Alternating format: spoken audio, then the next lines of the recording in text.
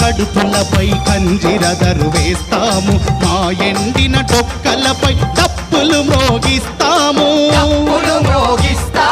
మా పేగుల తీగలుగా కిన్నెర వాయిస్తాము, మా ఊపిరితిత్తులతో మురళిని పలికిస్తాము.